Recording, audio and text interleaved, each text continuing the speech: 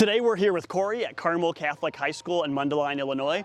Corey is a therapy dog and does a lot of work here in the school. We're going to talk to you about what exactly a therapy dog does, what kind of training they need, and what the day in the life of a therapy dog looks like. First, let's talk about the difference between a therapy dog and a service dog. Corey's a therapy dog, which means he's here to help other people. So he's going to be with the students, he's going to be making them feel at ease in the school, and we're going to jump into that a little bit more later. A service dog helps their owner. So a service dog, picture helping a blind person or someone that just needs help in their day-to-day life. And remember, a therapy dog is always helping others. If you want your dog to be a therapy dog, I would start by looking into the TDI test. It's Therapy Dog International. Not every place requires that for your dog to be a therapy dog in their location, but it is very common. You also might want to look into the CGC test, which is run through the AKC. That's called the Canine Good Citizen test.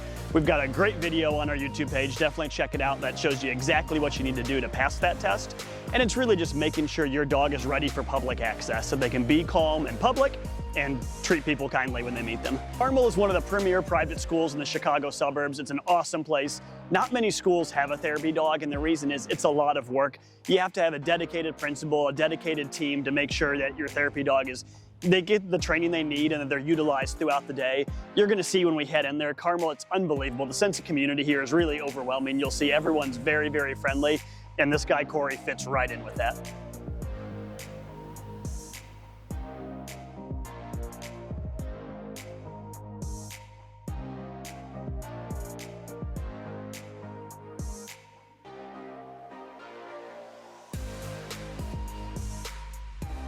Corey's job is helping students feel at ease during the school day. He goes to yoga class, he does classroom visits, he even goes to pep rallies, and really he's just meant to be a calm presence on campus. Corey's dad is the principal here at the school. He worked with one of our Chicago trainers for his training, and Corey passed with flying colors. Corey's a great little dog. Therapy work is time consuming. You need your dog to be really well behaved in public. Now you might notice Corey has a training collar on. Generally speaking, for a therapy dog, when you're taking a test, they're not gonna be able to have that collar on. They'll need a martingale, a harness, something like that. Corey has worn a harness, but it really matted his fur and it just wasn't a good fit for him. So if you are training your dog to be a therapy dog, make sure you learn the rules for whatever organization you're gonna work with to make sure you're training on the proper tool for them. A therapy dog's main job is just to be calm when they're in public. So here Corey's getting petted by a group of students who really love interacting with them. So we have to make sure Corey is calm on leash, that he's not pulling, he's not jumping, and that when people pet him, that he's friendly, of course, which Corey's always been friendly. He's a great little dog, but that he doesn't get too exuberant, that he doesn't jump to say hi. He needs to maintain composure the whole time, and Corey's doing great with that.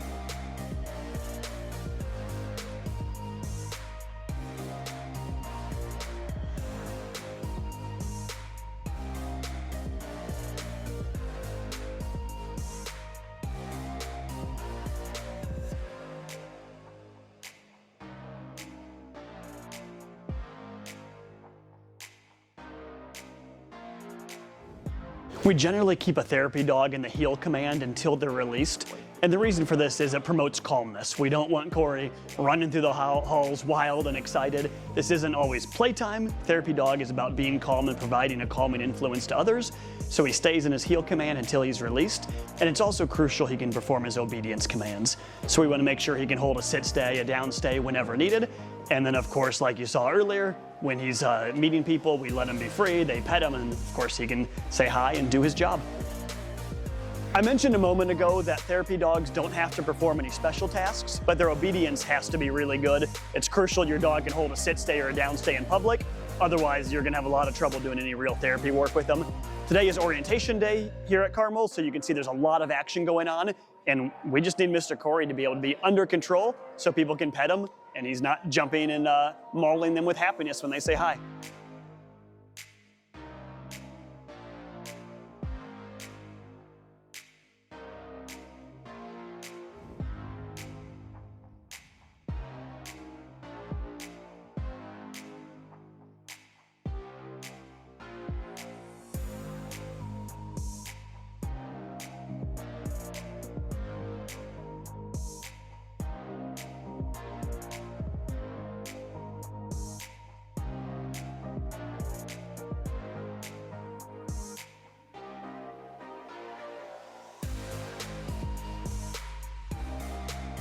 One of the most important traits of a therapy dog is they need to be friendly. They have to love people. Corey absolutely adores people, so that's always been easy. If your dog doesn't have the right personality to be a therapy dog, it's going to take a lot of work to get to that point. So if they have fear or aggression issues, it might not be the right job for them.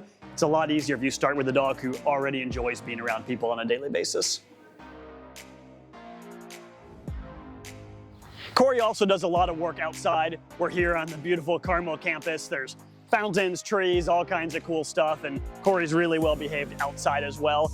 You know, like I mentioned, he's not our dog. He belongs to the principal. We did train him though. We thought when we got here today there'd be some cleanup work to do, but he is absolutely incredible. So his owner's obviously doing a really good job maintaining his training, which we love to see. If you need help training your dog to be a therapy dog, we'd love to help you. Reach out and we can get you started on the right path.